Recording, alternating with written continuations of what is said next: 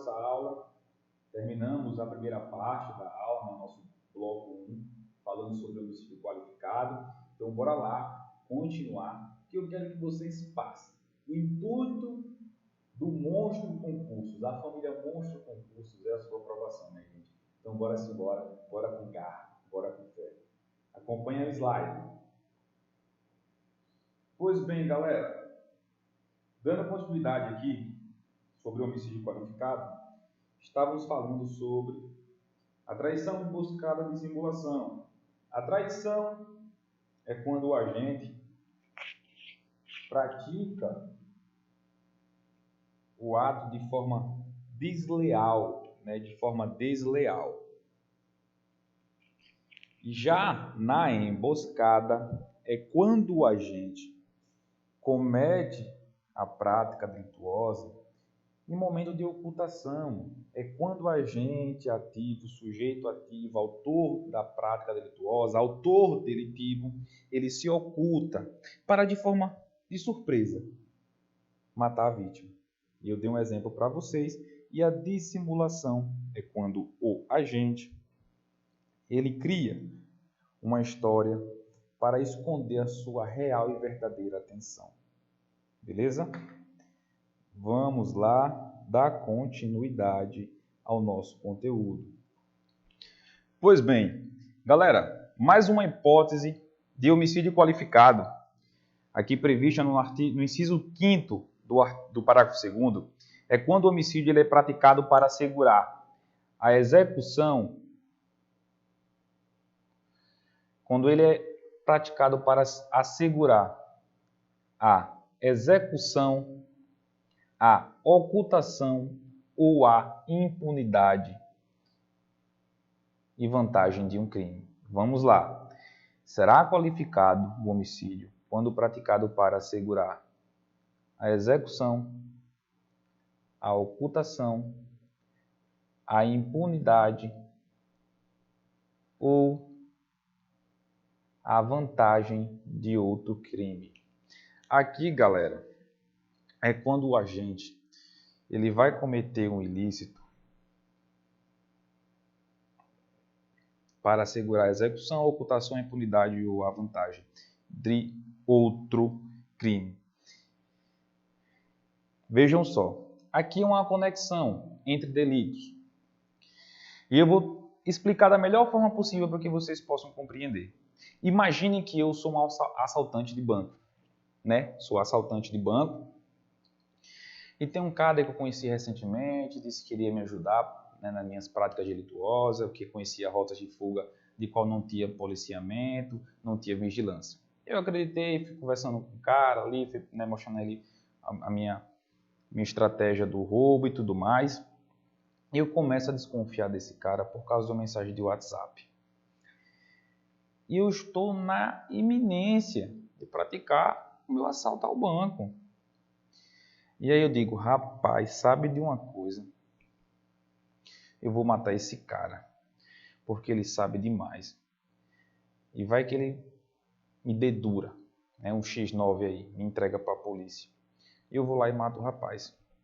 Então, matando aqui o outro rapaz, né, eu como autor do delito, estou praticando o homicídio qualificado para assegurar a execução, a ocultação, a impunidade ou a vantagem de um crime. Vejam que eu vou cometer um crime de roubo, irei assaltar um banco, mas esse rapaz sabe demais. Então eu não quero ser pego, quero deixar o crime de forma oculta, quero, né, aproveitar aqui a vantagem do crime. Consegue entender? Então, assim, alguns incisos aqui são bem simples e de fácil compreensão. Não há muita balela para que vocês possam compreender, não. E aqui, embaixo, né, temos a pena do homicídio qualificado, que vai de 12 a 30 anos. E eu vou até escrever aqui para vocês no slide para que vocês possam visualizar. O homicídio simples, a pena é de 6 a 20 anos. 6 a 20 anos. No homicídio qualificado, a pena é de 12 a 30 anos. Beleza? Óbvio, né, que ambos reclusão, tá? Galera, bora dar continuidade aqui ao homicídio qualificado, que é bastante extenso. Agora chegamos aqui no inciso 6º, que foi uma novidade. E é, infelizmente, galera, infelizmente, um dos crimes que mais ocorrem no nosso dia a dia, que é a qualificadora do feminicídio. Vocês não têm noção de quantas mulheres são mortas todos os dias, seja por violência doméstica e familiar, ou seja, simplesmente pelo fato de ser mulher. E aqui o nosso tipo penal diz: o homicídio será qualificado quando praticado contra a mulher por razões da condição do sexo feminino. E aí eu pergunto a vocês, o que danado seria razões, condições do sexo feminino? A nossa lei também traz isso. No nosso parágrafo 2º-A, o nosso Código Penal diz: considera-se que ou seja, existe razões de condição do sexo feminino quando o crime envolve violência doméstica e familiar e menosprezo ou discriminação à condição de mulher.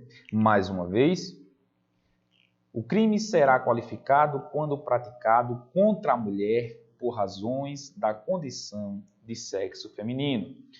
No parágrafo 2º-A, o nosso Código Penal traz que considera-se razões de condição de sexo feminino, violência doméstica e familiar e menosprezo ou discriminação à condição de mulher.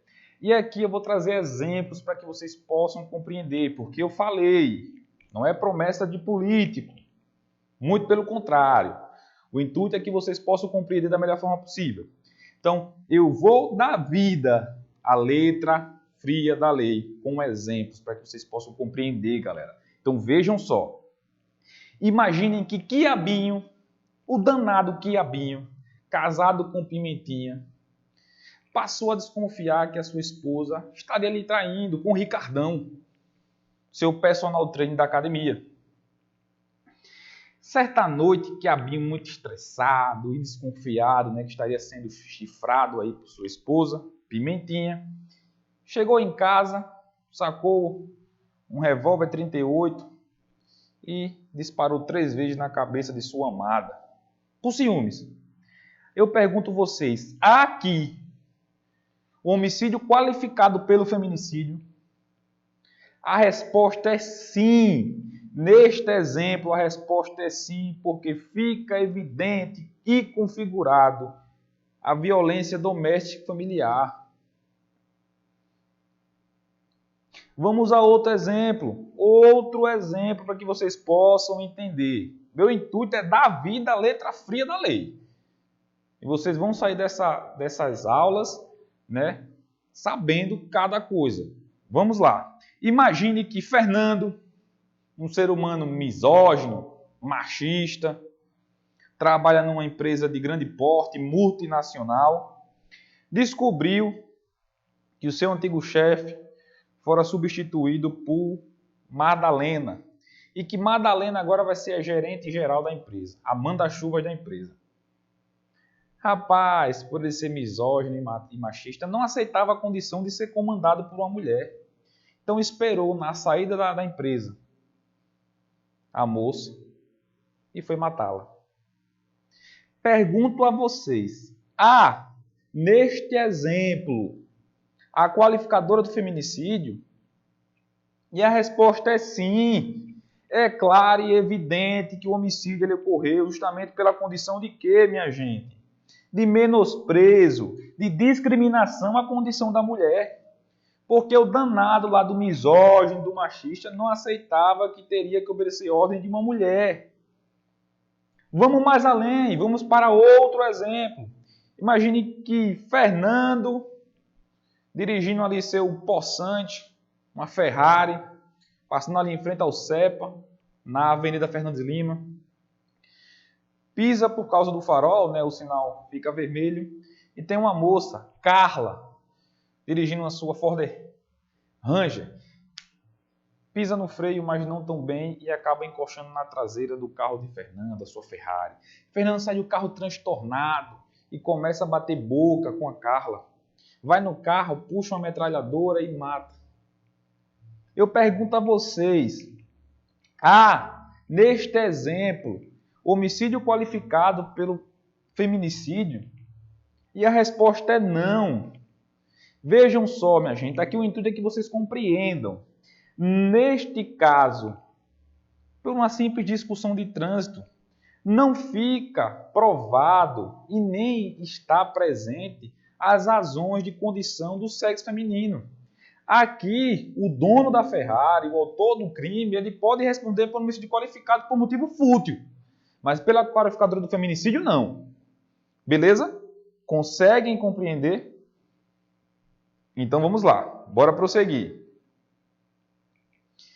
Temos aqui mais uma inovação legislativa, que é o inciso 7º do parágrafo 2º, que ele vai dizer que o homicídio será qualificado quando cometido contra a autoridade ou agente descrito nos artigos 142 e 144 da Constituição Federal, integrantes do sistema prisional e da Força Nacional de Segurança Pública, no exercício da função ou em razão dela, ou contra seu cônjuge, companheiro ou parente consanguíneo até terceiro grau, em razão dessa condição. Professor, o senhor leu aí, eu não entendi, foi nada. O senhor leu, não entendi, foi pantufa de nada. Prestem atenção para que vocês não sentem na graxa, para que vocês não sejam derrubados pela banca. Prestem atenção, vamos lá. Aqui é o que a doutrina reconhece como homicídio. Aqui é o que a banca reconhece como homicídio. Eu vou puxar a setinha aqui. Vamos lá, tá? Homicídio funcional. Homicídio funcional. Por que homicídio funcional? Eu vou explicar quem poderá ser as vítimas, tá? Os sujeitos passivos desse crime, mas tem uma condição, uma condicionante, que além de ser um sujeito próprio, você tem que estar no exercício da função ou em razão ou decorrência dela. E eu pergunto a vocês, quem são os membros ou as autoridades, os agentes descritos, previstos e expressos nos artigos 142 e 144 da nossa Constituição? Nós temos aqui as Forças Armadas, né? Não vou escrever tudo, mas nós temos aqui Forças Armadas. Nós temos os órgãos de segurança pública, OSP, tá? Estou abreviando para que vocês possam compreender. Nós temos aqui os integrantes do sistema prisional. Nós temos aqui a Força Nacional de Segurança Pública. Professor, eu entendi, mas quem são os sujeitos passivos deste crime? O senhor falou que são das Forças Armadas, dos órgãos de segurança pública, os integrantes do sistema prisional, os integrantes da Força Nacional de Segurança Pública. Gente, por Forças Armadas, nós temos Marinha, Exército e Aeronáutica. Dentro de Forças Armadas, nós temos Exército, Marinha e Aeronáutica. Nos órgãos de segurança pública, preste atenção, Forças Armadas, Marinha, Exército, Aeronáutica. Órgãos de segurança pública, Polícia Federal, Polícia Rodoviária Federal, Polícia Ferroviária Federal, Polícias Civis dos Estados e do Distrito Federal, Polícias Militares dos Estados e do Distrito Federal e Corpo de Bombeiro Militar dos Estados e do Distrito Federal. E aí vem a dúvida, professor, pelo amor de Deus, mas eu sou guarda municipal aqui de Maceió, sou guarda municipal de São José da Tapera, sou guarda municipal de Rio Largo, me ajude. Eu não vou não fazer parte aí dos integrantes dos artigos 142 ou 144 da Constituição. E eu digo a vocês, sim, meu querido. GCM, como eu vou abreviar aqui, o Guarda Civil Municipal, ele está previsto no artigo 144, parágrafo, preste atenção, parágrafo 8º da CF. Então, está dentro do artigo 144, para a parte aqui também. Então, nós teremos aqui o Guarda Civil Municipal. Beleza? Dentro dos integrantes do sistema prisional, teremos os antigos agentes penitenciários, que hoje são os policiais penais, seja federal, seja estadual, e teremos os membros aí da Força Nacional de Segurança Pública. Beleza? Conseguem entender? E aí você vai dizer, professor, aí eu entendi, mas tem dizendo também que será qualificado como homicídio funcional se o crime for praticado contra o cônjuge, o companheiro ou parente consanguíneo até terceiro grau desses sujeitos aí. Vamos ao exemplo. Imagine que eu sou policial militar aqui do estado de Alagoas, né? Sou cabo aqui da PMAL. Estamos realizando ali uma blitz, ali sentido Praia do Francês. Fizemos todas as barreiras e um sujeito passa em um Fiat Uno em alta velocidade, não obedece à ordem de parada. Eu entrei na viatura com mais dois Steves, né, como a gente chama aqui, outros membros da corporação, e saímos em perseguição. Esse sujeito que passou no Fiat Uno em alta velocidade sacou uma arma e atirou contra a viatura, levando o meu companheiro a óbito. E eu pergunto a vocês, há nesta situação a qualificadora do homicídio funcional? E a resposta é sim, minha gente. Porque o homicídio ocorreu contra um membro dos órgãos de segurança pública, que é a Polícia Militar do Estado de Alagoas, e ocorreu ainda mais no exercício da função. Se não fosse pela função, ele não estaria morto. Consegue entender? Vamos lá. Outro exemplo, para que vocês possam compreender. Imagine que Zito, um renomado policial civil do estado da Bahia, participando de uma operação grande, realizou a prisão de alguns chefes de uma facção criminosa conhecida lá no estado da Bahia. Beleza. Passaram-se meses. 2 anos depois, Zito estava na praia, admirando lá o forte. E um desses membros, né, já em liberdade, reconheceu o Zito, puxou o Zito para dentro da praia e matou afogado, né, para dentro do mar. E eu pergunto a vocês, há aqui a qualificadora do homicídio funcional? E a resposta, mais uma vez, é sim. Primeiro porque ele matou um membro do órgão de segurança pública, que aqui seria a Polícia Civil do Estado da Bahia, né? Ele matou um policial civil.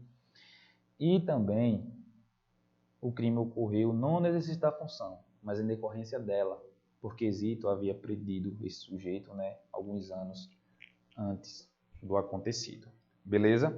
E agora vamos à melhor parte. Professor, pelo amor de Deus, explica aqui para mim, porque também, né, o sujeito será qualificado quando praticar o crime contra o cônjuge, o companheiro ou parente consanguíneo até terceiro grau, em razão da condição acima exposta. Me acompanhe aqui no quadro. Isso eu vou fazer no quadro para que vocês possam compreender. O que é parente consanguíneo até terceiro grau. Beleza? Prestem atenção.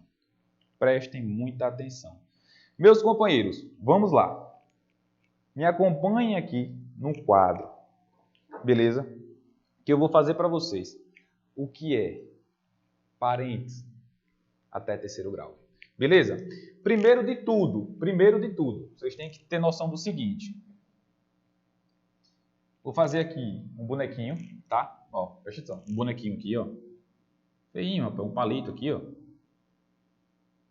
E vou botar, e vou dizer que esse bonequinho aqui sou eu. Beleza? Aqui sou eu. E aqui a gente vai fazer em linha reta. Linha reta. Para vocês compreenderem. Até terceiro grau, tá? Até terceiro grau. Então, os meus ascendentes até terceiro grau. Ó. Pais. Avós. Bisavós. Os meus ascendentes até terceiro grau. Pais, avós, bisavós. Primeiro grau, pais. Segundo grau, avós. Terceiro grau, bisavós. Primeiro grau, pai, mãe. Segundo grau, avô, avó. Terceiro grau, bisavô, bisavó. Aí eu pergunto, quem são os meus descendentes até terceiro grau? Aí aqui nós temos filhos, netos e bisnetos. Conseguem compreender? Os meus ascendentes em até terceiro grau, pais, avós, bisavós. Os meus descendentes em até terceiro grau, filhos, netos, bisnetos. Só que aí a lei diz mais. Ó, contra seu cônjuge, companheiro ou parente consanguíneo até terceiro grau, em razão dessa condição.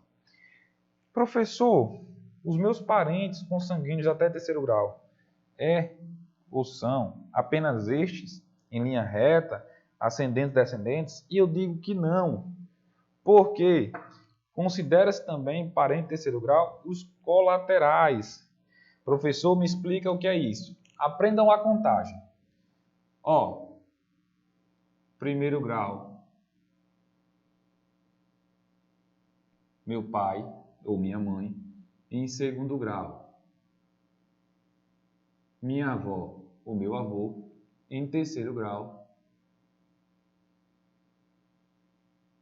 minha bisavó ou meu bisavô. Meus ascendentes. Os meus descendentes, bora lá, os meus, tá? Esse aqui imagina que sou eu, os meus descendentes. Em primeiro grau, filho ou filha. Em segundo grau, netos, né? Neto ou neta.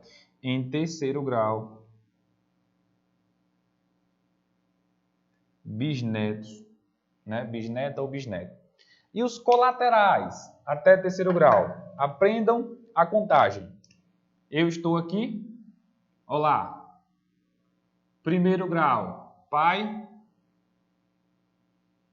Segundo grau, lateral, irmão ou irmã. Terceiro grau, lateral, sobrinhos. A melhor forma que vocês possam entender. Então, os meus parentes consanguíneos até terceiro grau, de forma colateral, será irmão, irmã ou sobrinhos. Beleza, mas tem mais? Tem.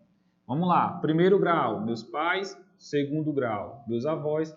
Terceiro grau, os tios. Galera, vocês conseguem entender aqui a questão do sangue? Beleza, vamos para o slide, tá? Acompanhem o slide. Prestem muita atenção aqui.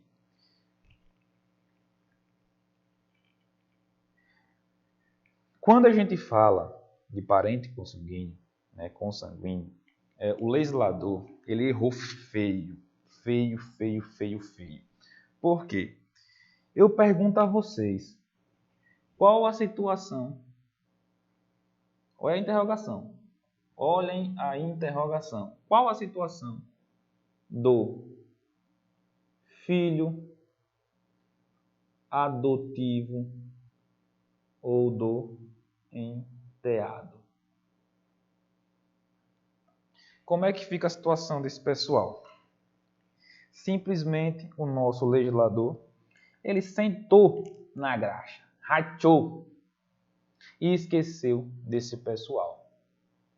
Sabemos que hoje, para o nosso Código Civil, muito mais vale o sentimento do que o sangue. Então, se eu, agente, matei o filho adotivo de um policial militar em razão da função dele, eu não estarei cometendo um homicídio qualificado, né, pelo inciso 7º, que seria um homicídio funcional. Estarei cometendo um homicídio qualificado por qualquer outro motivo, mas não por aqui. Simplesmente pelo erro do legislador. E vamos ao exemplo. O meu intuito aqui é pegar exemplos. Vamos lá. Imagine que Carlos, policial rodoviário federal, estava em operação na BR-101. E nesta operação ele realizou a apreensão de 1 tonelada de maconha, né, da nossa conhecida cannabis, e efetuou a prisão em flagrante do sujeito que estava dirigindo o veículo. O sujeito passou 3 meses preso, foi colocado em liberdade provisória, muito estarrecido com a apreensão, porque realmente era o proprietário dos materiais ali ilícitos, e também revoltado com a repercussão que deu, disse, cara, eu vou matar esse policial que me prendeu. Saiu procurando, não encontrou o policial, mas encontrou a esposa do policial em um shopping center, aqui na capital. Esperou a moça sair do shopping, né, colocou ela dentro de um veículo, levou ela para um lugar deserto e efetuou lá o seu plano, que era matar. E eu pergunto, esse rapaz, ele vai responder pelo homicídio qualificado, aqui do inciso 7º, homicídio funcional? E a resposta, minha gente, é sim. Primeiro que ele matou a esposa, né, a cônjuge de um dos integrantes, né, dos órgãos de segurança pública, que é um policial rodoviário federal, né, um PRF. E não matou só pelo fato dela ser esposa dele, muito pelo contrário. A motivação foi pelo fato de ele ter sido preso por esse policial. Ou seja, não se deu no exercício da função. Não se deu no exercício da função, mas ocorreu, né, em decorrência dela. Conseguem compreender? Pronto. Vamos lá. Bora seguir. Também será considerado homicídio qualificado quando praticado com o emprego de arma de fogo de uso restrito ou proibido. Aqui eu não tenho muito o que comentar. Aqui não é necessário tecer inúmeros comentários. Por quê? É simples. O homicídio também será qualificado quando a gente utilizar arma de fogo de uso restrito ou proibido. Professor, mas o que é arma de fogo de uso restrito ou proibido? O nosso Código Penal ele não traz um conceito. Isso aqui para a doutrina é o que a gente chama de norma penal em branco.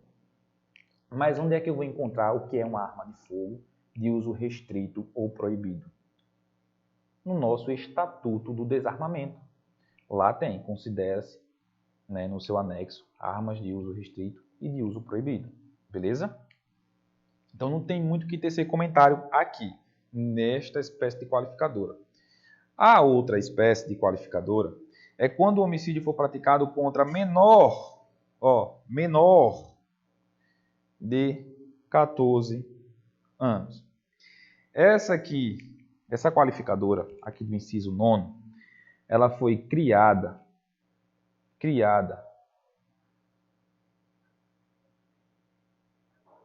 agora, no ano de 2022. Simplesmente e infelizmente pela tragédia triste que aconteceu com o menino Henri Borel.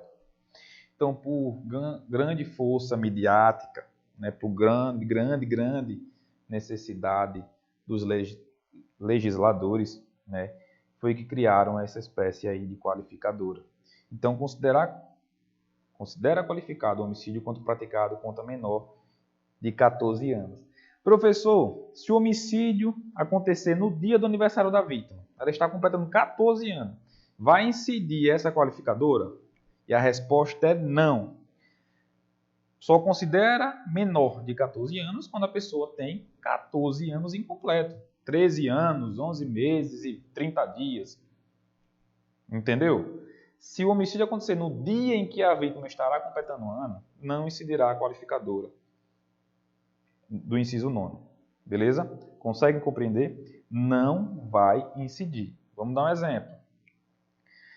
Eu tenho 18 anos de idade, né? Sou considerado imputável, né, para o Código Penal. Estava jogando bola na quadra da escola e acabei pegando briga com um jovem lá que pra gente tinha 14 anos. Só que eu descobri que no dia da nossa discussão, ele estaria completando 14 anos de idade. E aí eu apareci na festa dele e desferi golpes de arma branca. E eu pergunto, eu iria responder pelo homicídio qualificado do inciso 9 contra menor de 14 anos? E a resposta, gente, é não. Por quê? Pelo fato da vítima não ter não ter menos de 14 anos, ela tem 14 anos exato. Então ela não é menor de 14. Eu posso responder por homicídio qualificado por motivo fútil, por meio cruel, mas não por aqui.